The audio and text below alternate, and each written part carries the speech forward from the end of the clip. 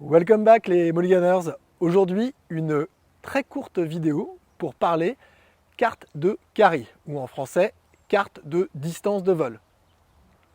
Je vous remets dans la description sous la vidéo le lien pour télécharger un exemple de carte de distance que je vous ai préparé sur Excel.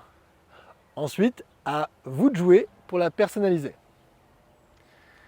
Alors, pour ceux qui ont un doute sur comment remplir cette carte, on va revenir dessus très rapidement. L'idée est de connaître la distance de vol, de portée de chacun de vos clubs.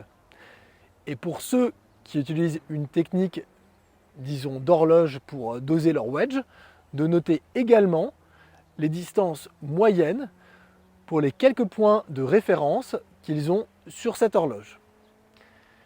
Attention, vous avez bien entendu, j'ai dit la distance moyenne. Pourquoi ? Eh bien, parce qu'il arrive qu'on se dise, par exemple, avec un fer neuf, je suis capable de la faire voler à 150 mètres, disons. Alors, c'est peut-être vrai, mais souvent, il s'agit du meilleur coup de fer neuf qu'on n'a jamais tapé, ce qui donne aucune marge de manœuvre. Alors, pour bien renseigner vos distances, je vous conseille de prendre la moyenne de 5, voire 10 coups. Comment faire ?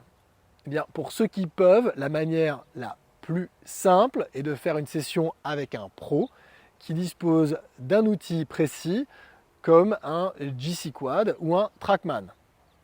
Sinon, il vous faudra un peu plus de patience, un télémètre laser type Bushnell et un ami pour vous aider. Quand faire la carte de distance ? Idéalement, faites une vérification de celle-ci au moins une fois par an. Par exemple au printemps, avant de commencer la pleine saison. Et pour ceux qui voudraient pousser le vice à l'extrême, vous pouvez calculer environ une variation de la distance de 2% pour chaque 300 mètres d'altitude gagnée ou perdue par rapport à votre référence et une différence de 2 mètres pour chaque tranche de 5 degrés Celsius en plus ou en moins.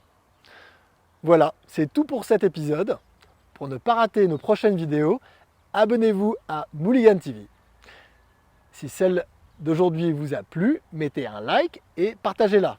Si vous avez des questions, ajoutez un commentaire sous la vidéo. Sinon, à bientôt et bon golf les Mulliganers!